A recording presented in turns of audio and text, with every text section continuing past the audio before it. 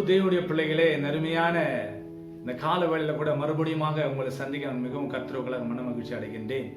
இந்த பரிசுத்தமான இந்த ஓய்வு நாளில் கூட அவருடைய சமூகத்திலே நாம் ஒன்று சேர்ந்து அவரை துதிக்க, அவருடைய நாமத்தை மையப்படுத்த இந்த அருமையான காலையில் ஒன்று சேர்ந்ததுக்காக மறுபடியும் நான் ஆண்டவரை ஸ்தோத்திரிக்கிறேன். நாம் ஒரு வசனத்துக்கு வாசிக்க போறதுக்கு முன்பதாக நம் கண்களை மூடி அவரை நோக்கி பார்ப்போம். எங்களை அளவுக்கு அதிகமாக நேசிக்கிற அன்பின் பிதாவே, ஆசீர்வதிக்கப்பட்ட இந்த அருமையான மனமகிழ்ச்சி ஓய்வு நாளுக்காக நாங்கள் நன்றி செலுத்துகிறோம். ஆண்டவரே, உங்களுடைய பிரசன்னம் அப்பா அந்த நாளில் எங்கள் மத்தியில் இறங்க வரட்டும் சுவாமி. கேட்கிற தம்முடைய பிள்ளைகளோடு கர்த்தருடைய ஆவியானவர் அசைவாடுங்க.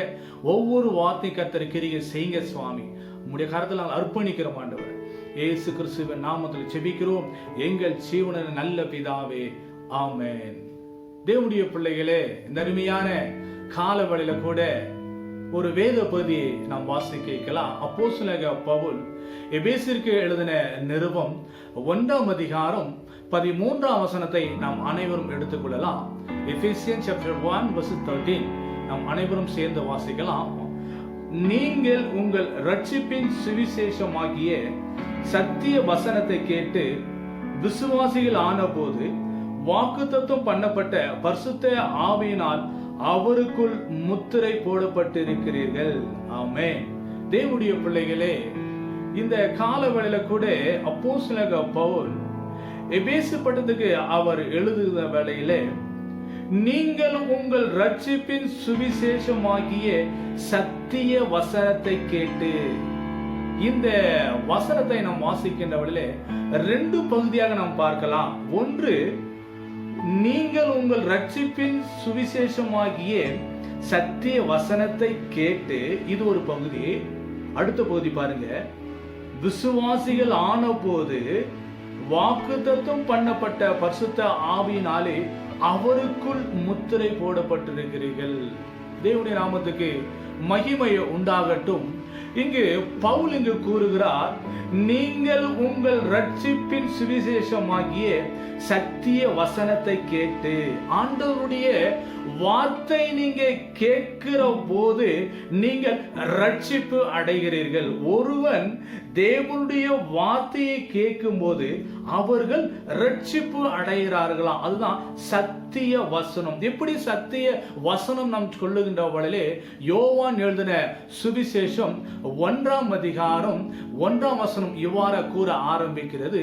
ஆதியிலே வார்த்தை இருந்தது, அந்த வார்த்தை தேவனோடு இருந்தது, அந்த வார்த்தை தேவனாகவே இருந்து சொல்லி வேத வசனம் நமக்கு நல்லா தெளிவாக காட்ட ஆரம்பிக்கிறது. தேவனுடைய பிள்ளைகளே, அப்படி என்றால் இந்த சத்திய வசனத்தை நாம் கேட்கின்ற வழியிலே நாம் அவருக்குள் ரட்சிப்பு அடைய ஆரம்பிக்கிறோம். அப்போ இந்த சத்திய வசனத்தை கேட்கின்ற வேளையில் தான் நாம் எப்படி பண்ணோம்?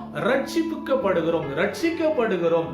சுவிசேஷமாகிய அவருடைய வார்த்தை நாம் கேட்கின்ற வழியிலே நாம் ரட்சிக்கப்படுகிறோம். அப்படிங்க, அப்ப நான் ரட்சிக்கப்பட்ட எனக்கு என்னங்க லாபம் இருக்கிறது என்று ஒருவேளை நீங்கள் நினைக்கலாம். தேவனுடைய பிள்ளைகளே, ஆண்டவராகிய இயேசு கிறிஸ்து இந்த உலகத்தில் வந்த நோக்கம் ஒருவரும் கெட்டு போவது அப்படியே சித்தம் அல்ல. தேவன் அனைவரும் அவருக்குள்ளாக அப்படியே பிள்ளையாகவே மாற்ற பண்ணும்படியாகவே தேவன் தம்முடைய குமாரனை மனுஷனாக அவதரித்தார். தன்னுடைய குமாரனை இந்த உலகத்துல அனுப்ப ஆரம்பித்தார். அவருடைய மாபெரும் இரத்தத்தின் வழியாக தான் நமக்கு வெளியேற பெற்ற ஒரு மீட்பு, ஒரு ரட்சிப்பு, ஒரு விடுதலை குமாரனாகிய கிறிஸ்து வழியாக தான் நமக்கு கிடைத்திருக்கிறது. ஆகவே இந்த சத்திய வசனத்தை நாம் கேட்கின்ற வழியிலே நாம் ரட்சிக்கப்பட ஆரம்பிக்கிறோம். அப்போ ரட்சிக்கப்படும் போது என்னவா நம்ம மாறும் என்றால் விசுவாசிகளாக நாம் மாறுகிறோம். முதல்ல உலக பிரகாரமான காரியம் நாம் இருக்கிறோம். அப்போ இந்த உலக பிரகாரமான காரியத்தில் நம்ம இருக்கும்போது ஆண்டவருடைய வார்த்தை நான் கேட்கின்றவளே, பாவத்திலிருந்து என்னை தூக்கி நிறுத்தின ஆண்டவர் என்னை அவருடைய மகனாக, மகளாக, பிள்ளையாக ஆண்டவர் தெரிந்தெடுக்கிறார். ஆகவே அவருடைய ரத்தமானது நமக்காக சிந்தப்பட்டிருக்கிறது. அது அந்த வெளியேற பெற்ற ரத்தமானது உனக்காகவும் எனக்காகவும் அந்த ரத்தமானது சிந்தப்படுகிறவளே, அதனுடைய ரத்தத்தின் வழியாக என்னுடைய பழையவை எல்லாம் ஒளிந்தன, எல்லாம் புதிதாயின. அப்போ நான் புதிதாகின்றவளே நான் ரட்சிக்கப்பட ஆரம்பிக்கிறேன். அப்போ ரட்சிக்கப்படும் போது நான் என்ன பண்றேன்? சத்திய வசனத்தை கேட்கும் போது நான் ரட்சிப்புக்குள்ளாக நான் ஆளாகிறேன். அப்ப தேவனுக்குள்ளாக நான் என்ன பண்றேன்? அவருடைய பிள்ளையாக, அவருடைய மகனாக, அவருடைய மகளாக ஆரம்பிக்கிறேன். தேவனுடைய பிள்ளைகளே, அப்போ இந்த சத்திய வசனத்தை நான் கேட்கின்றவளே, எனக்குள்ளாக தேவனுடைய ரத்தம், எனக்குள்ள பரிசுத்த ஆவியானவர் என்ன பண்ற? எனக்குள்ளாக வாசம் பண்ண ஆரம்பிக்கிறார். ஆகவே தான் அவர் என்ன சொல்ல பார்க்கின்றவளே, இந்த முதல் பகுதி பார்க்கின்றவளே, இதே எபேசியர் எழுதின நிருபம் 4ஆம் அதிகாரம் 22ஆம் வசனத்தை நான் வாசிக்கிறேன், கேளுங்க. இதே எபேசியர் 4ஆம் அதிகாரம் 22, எபேசியன் சாப்டர் 4 verse 22. அந்தபடி முந்தின நடக்கக்கூடிய மோசம் போக்கும் இச்சையினாலே கெட்டு போகிற பழைய மனுஷன் நீங்கள் களைத்து போட்டு. அப்போ நான் சத்திய வசனத்தை நான் கேட்டு ரட்சிக்கப்படுகிற வழியிலே இந்த சுவிசேஷமானது என்னை எப்படி மாற்ற ஆரம்பிக்கிறதா? பழைய மனுஷனுடைய கலைகளை களைத்து போட்டு 23ஆம் வசனம் சொல்ல ஆரம்பிக்கிறது, உங்கள் உள்ளத்திலே புதினான ஆவியானவர்களாகிய மெய்யான நீதியிலும் பரிசுத்தலும் தேவனுடைய சாயலாக சிருஷ்டிக்கப்பட்ட புதிய மனுஷனை தரித்து கொண்டீர்கள். அல்லேலூயா, தேவனுடைய நாமத்துக்கு மகிமை உண்டாகட்டும். இங்கு நான் ரட்சிக்கப்படுகிற வாழிலே எனக்குள்ளாய் இருக்கிற பாவங்கள் என்ன செய்தாங்க? நிவர்த்தி செய்யப்படுகிறது. குமாரனுடைய ரத்தம், இயேசு கிறிஸ்துவுடைய ரத்தம் சகல பாவங்களை நீக்கி நம்மளை சுத்திகரிக்கிறதாக இருக்கிறது. ஆகவே அந்த ரத்தத்தின் வழியாக எனக்கு ஒரு மாபெரும் விடுதலை கிடைக்கிறது தேவனுடைய பிள்ளைகளே. ஆகவே நீங்கள் இந்த சத்திய வசனத்தை கேட்கின்ற வழியிலே நீங்கள் ரட்சிக்கப்படுகிறீர்கள். நீங்க என்ன பண்றீங்க? அவருடைய சுவிசேஷத்தை கேட்கின்ற வழியிலே அவருக்குள்ளாக வாக்குத்தத்தம் பண்ணப்பட்ட பிள்ளையாக மாறுகிறீர்கள் தேவனுடைய பிள்ளைகளே. இந்த அருமையான கால வேளையில கூட கேட்டுக்கொண்டிருக்கிற அன்பு தேவனுடைய பிள்ளைகளே, ஒருவேளை நீங்கள் கிறிஸ்துவை ஏற்றுக்கொண்டிருப்பீர்கள், ஒருவேளை கிறிஸ்துவை இப்போதான் நீங்கள் என்ன பண்ணுங்க? பார்த்து கொண்டிருப்பீர்கள், அவருடைய வார்த்தையை கேட்டுக்கொண்டிருப்ப அன்பு தேவனுடைய பிள்ளைகளே, உங்களையும் ஆண்டவர் நேசிக்க ஆரம்பிக்கிறார். உங்களையும் ஆண்டவர் தேற்ற ஆரம்பிக்கிறார். உங்களையும் அப்பா பிதாவை கூப்பிடத்தக்க புத்திர சுவிகாரத்தை ஆண்டவர் கொடுக்க உங்களுக்கு வல்லவராக இருக்கிறார். ஆகவே பழைய மனுஷனுடைய சுபாவங்களை நாம் களைத்து போட்டு புதிய மனுஷனாகி நம்ம என்ன பண்ணோம்? தரித்து கொள்ளவனாக நாம் இருக்கிறோம். அதுதான் இங்கே 24ஆம் வசனம் சொல்ல ஆரம்பிக்கிறது. Ephesian chapter 4 verse 24. மெய்யான நீதியிலும் பரிசுத்தத்திலும் தேவனுடைய சாயலாக சிருஷ்டிக்கப்பட்ட புதிய மனுஷனை தரித்து கொள்ளுங்கள். அப்போது ஒருவன் அந்த ரட்சிப்பை ஏற்றுக்கொள்ளுகிற வழியிலே அவர்கள் எப்படி சொல்றாங்க? புதிய மனுஷனுடைய சாயல் என்ன பண்ணாங்க? தரித்து கொள்ள ஆரம்பிக்கிறார்கள். நம்ம ஆதியாகம புத்தகத்துல வாசிக்கின்ற வழியிலே தேவன் தன்னுடைய சாயலாகவே ஆணும் பெண்ணுமாக மனுஷனை சிருஷ்டித்தார். அப்போ தேவன் தன்னுடைய சாயலாகவே அவரை போலவே எண்ணங்கள், அவரை போலவே குணங்கள், அவரை போலவே அன்பு, அவரை போலவே நேசிப்பு, அவளை போலவே எல்லாவற்றையும் கொடுக்க வல்லமை, ஏனென்றால் அவரை போலவே இருக்க பண்ணும்படியாகவே ஆண்டவர் தன்னுடைய சாயலாகவே மனுஷன் படைக்க ஆரம்பித்தார். ஆனா நம்முடைய பாவத்தின் நிமித்தமாக நாம் அதிலிருந்து என்ன பண்ணோம்? விடுதலையாக்கி வந்து விடுகிறோம். அந்த குமாரன் கொடுத்த கிருபையை விட்டு நம் பாவத்துக்கு நம் அடிமை ஆகிறவளே அந்த பாவத்துக்கு என்ன பண்ண உட்படுத்த ஆரம்பிக்கிறோம். ஆகவே ஆண்டவராகிய இயேசு கிறிஸ்து அவருடைய ரத்தத்தின் வழியாகத்தான் நான் ரட்சிக்கப்படுகிறவளே. இந்த சுவிசேஷ வசனமாகிய சத்திய வசனத்தை நான் கேட்டு ரட்சிக்கப்படுகிறவளே அந்த பழைய மனுஷனுடைய சுபாவம் எல்லாம் என்னை விட்டு போய்விட ஆரம்பிக்கிறது. அப்போ நான் யாரை போல இருக்கிறேன் என்றால் மெய்யான நீதியிலும் பரிசுத்திலும் தேவனுடைய சாயலாக சிருஷ்டிக்கப்பட்ட புதிய மனுஷனை நான் தரித்துக் கொள்ளுகிறேன். அப்போ நீங்கள் அந்த புதிய மனுஷனை தரித்துக் கொள்ளுகிறீர்கள். எப்படி என்றால் பழையவைகள் எல்லாம் ஒளிந்தன, எல்லாம் புதிதாயன. எப்படி? இதே எபேசியன் 4ஆம் அதிகாரம் 25ஆம் வசனம் சொல்றது பாருங்க.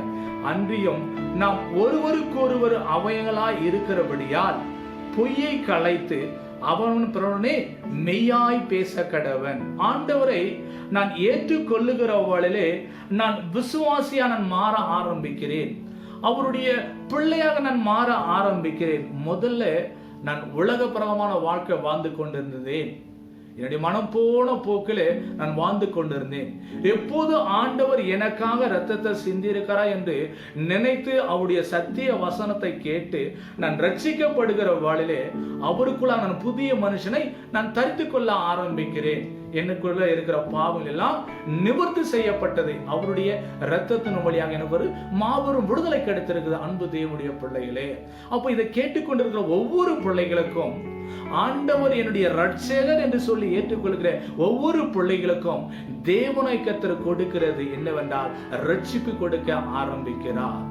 அந்த சுவிசேஷ வசனத்தை கேட்கின்ற வழியிலே, அந்த சத்திய வசனத்தை நான் கேட்கின்ற வழியிலே அவருடைய மகனாக அவருடைய மகளாக அந்த ரட்சிப்பை என்ன பண்ற நான் புதுப்பித்துக் கொள்ள ஆரம்பிக்கிறேன். பழையவைகள் ஒளிந்தன, இங்க புதிய மனுஷனுடைய சாயலை நாம் தரித்துக் கொள்கிறோம் என்று சொல்லி உங்க முதல் பகுதி சொல்ல ஆரம்பிக்கிறது. அதுதான் நீங்கள் உங்கள் ரட்சிப்பின் சுவிசேஷமாகிய சத்திய வசனத்தை கேட்டு, அப்போ இந்த சத்திய வசனத்தை நான் கேட்கின்றவளே நான் விசுவாசிய மாற ஆரம்பிக்கிறேன்.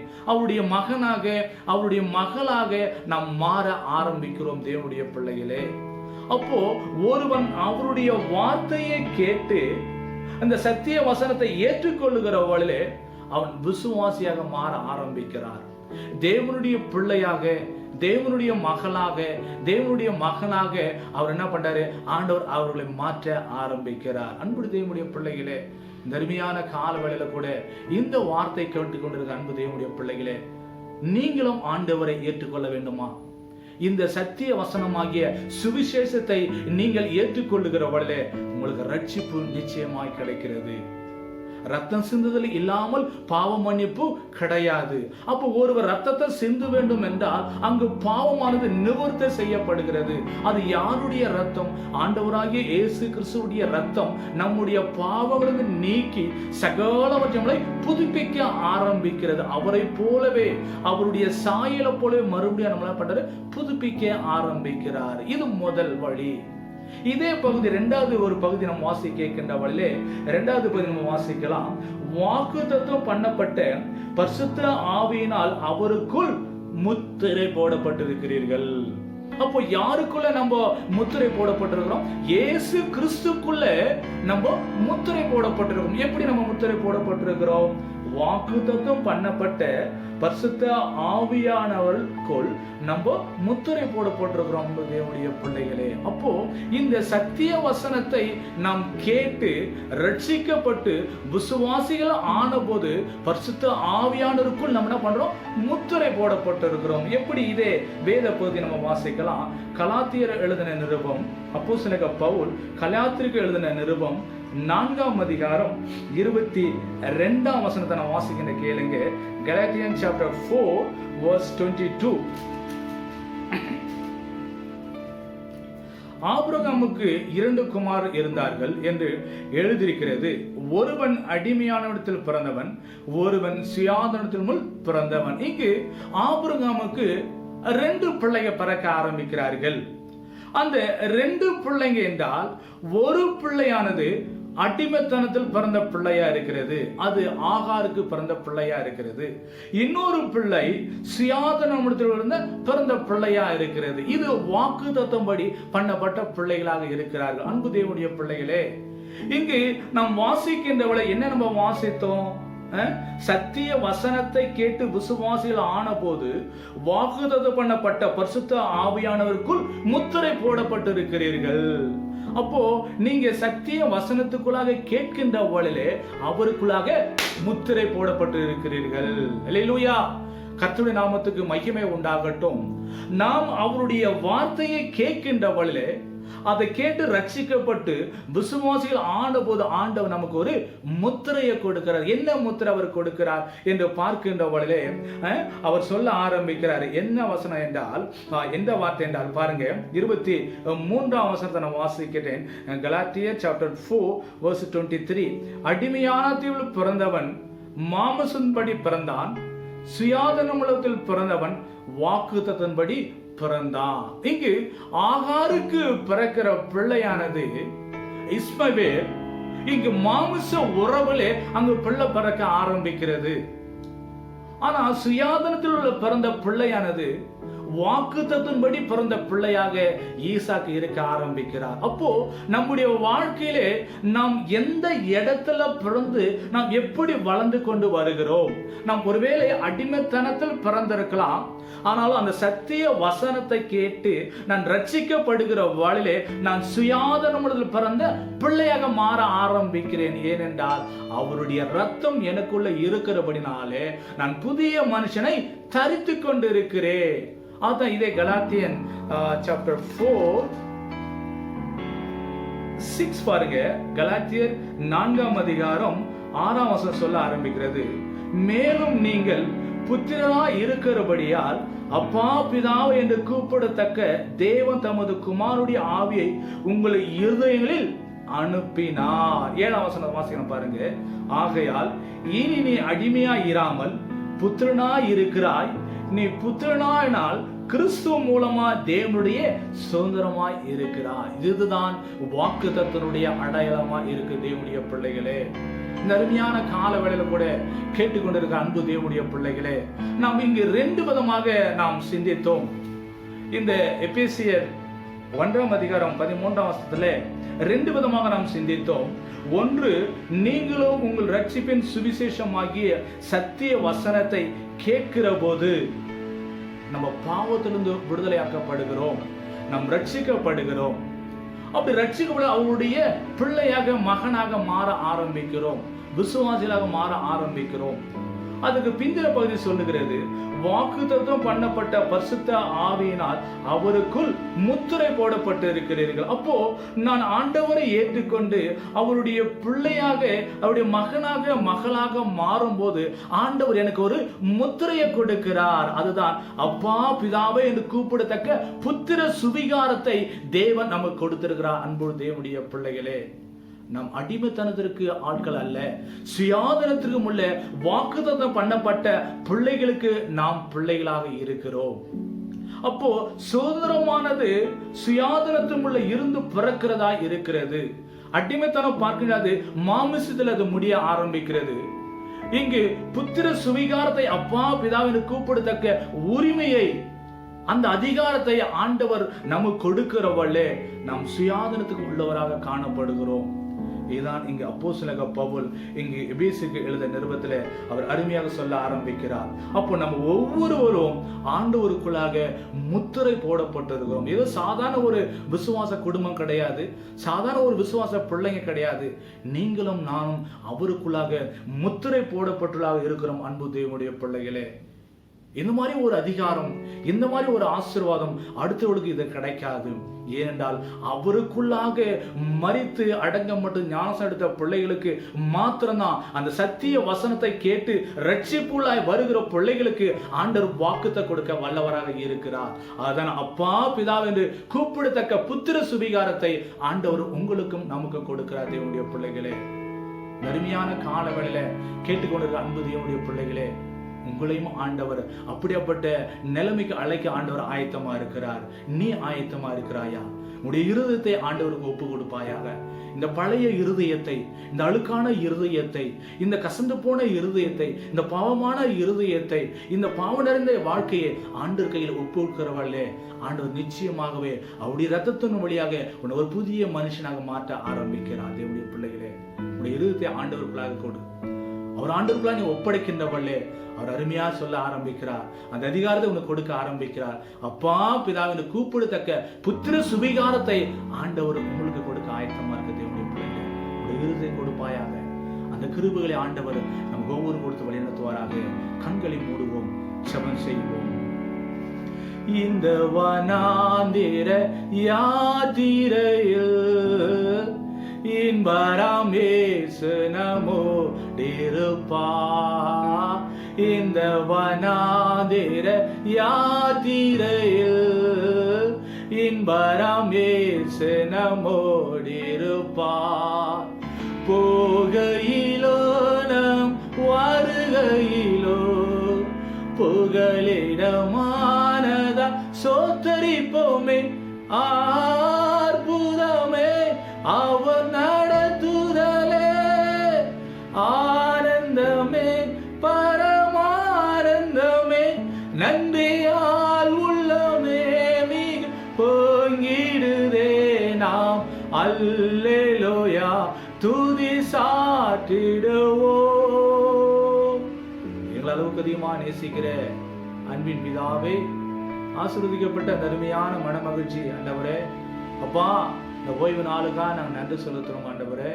அருமையான வசனத்தை கேட்ட ஒவ்வொரு பிள்ளைகளும் கர்த்தாவே, அப்பா பிதாவின் கூப்பிடத்தக்க புத்திர சுவிகாரத்தை என்ற அதிகாரத்தை எங்களுக்கு முத்திரையா கொடுத்துக்கா நாங்கள் நன்றி செலுத்துறோம் ஆண்டவரே. இந்த கேட்ட ஆண்டவரே, அருமையான சிறு பிள்ளைங்க ஆண்டவரே, அருமையான வாலிப தங்கி ஆண்டவரே, அருமையான அப்பா அக்கா தம்பி ஆண்டவரப்பா, அருமையான அப்பா தேவரி தாய் தகப்பன்மார் ஆண்டவர், அருமையான தாத்தா பாட்டி ஆண்டவரே, அப்பா ஒவ்வொரு கர்த்தர் மனதார ஆசீர்வதிங்க ஆண்டவரே. உங்களுடைய அன்பான கர ஆண்டவர் அவளை ஒவ்வொரு நாளுமாக ஆண்டவரே, நானும் ஒரு வண்ணமாக போது ஒரு மேனியாக ஆண்டவரே, அப்பா இவர்களை மூடி மறைத்து நீங்க நடத்துங்க சுவாமி. தேவனுடைய அன்பான கரம் ஆண்டவரே பலப்படுத்துற சுவாமி. ஒவ்வொரு ஆண்டவரே அந்த சத்திய வசனத்தை கேட்டு ரட்சிப்புகளை பலனடை ஆண்டவரே நீங்க பலப்படுத்தப்படியா நாங்கள் செபிக்கிறோம். ஆவியானவர் தொடர்ந்து ஆண்டவரப்பா இந்த வாரம் மூலமாக ஒவ்வொரு பிள்ளைகளும் நடத்துங்க ஆண்டவரே. தேவைகளை சந்திங்க ஆண்டவரே. அப்பா இந்த வைரஸுக்கு எல்லா பயத்தை எடுத்து போடுங்க ஆண்டவரே. ஒவ்வொரு நாளும் உங்களுடைய சம்பளத்தில் காத்திருக்க ஆண்டவரே. கர்த்தரை இறக்கம் பாராட்டுங்க ஆண்டவரே. பிள்ளைகளுக்கு எல்லா பயத்தினாவை எடுத்து போடுங்க ஆண்டவரே. குழப்பத்தினாவையை மாற்றுங்க ஆண்டவரே. அப்பா சஞ்சலத்தினாவையை மாற்றுங்க ஆண்டவரே. கண்ணீராவையை மாற்றுங்க ஆண்டவரே. துயரத்தினாவை மாற்றுங்க ஆண்டவரே. துக்கத்தினாவை மாற்றுங்க சுவாமி ஆண்டவரே. நாங்கள் கர்த்தருக்குள்ளாக எப்போதும் ஆண்டவர் அப்பா அப்பா பிதாவின் கூப்பிடத்தக்க புத்திர சுவிகாரத்தை அதிகாரத்தை எங்களுக்கு கொடுத்துக்காக நாங்கள் நன்றி செலுத்துறோம் ஆண்டவரே. ஒவ்வொரு பிள்ளைகளும் கர்த்தர் மனதார ஆசீர்வதிங்க ஆண்டவர். தொடர்ந்து நம்முடைய திருநாம ஆண்டவர் மையப்பட்ட ஆண்டவர் இயேசு கிறிஸ்துவின் நாமத்தில் ஜெபிக்கிறோம் எங்கள் ஜீவன நல்ல பிதாவே, ஆமென். என் ஆத்துமாவே கர்த்தரை ஸ்தோத்திரி, என் முழுவதுமே பரிசு நாமத்தை ஸ்தோத்திரி. என் ஆத்துமாவே கர்த்தரை ஸ்தோத்திரி, கர்த்தர் செய்த சகல உபகாரங்களையும் என்றென்றும் மறவாதே. ஆமென். நம்முடைய கர்த்தராகிய இயேசு கிறிஸ்துவின் கிருபையும் தேவனுடைய அன்பும் பரிசுத்த ஆவியானுடைய அந்யோன்ய ஐக்கியமும் இன்றும் என்றும் சதா காலம் அவருடைய வருகை மற்றும் நம்மோடும் சகல பரிசுத்தோடு கூட இருந்து வழி நடத்துவாராக. ஆமென்.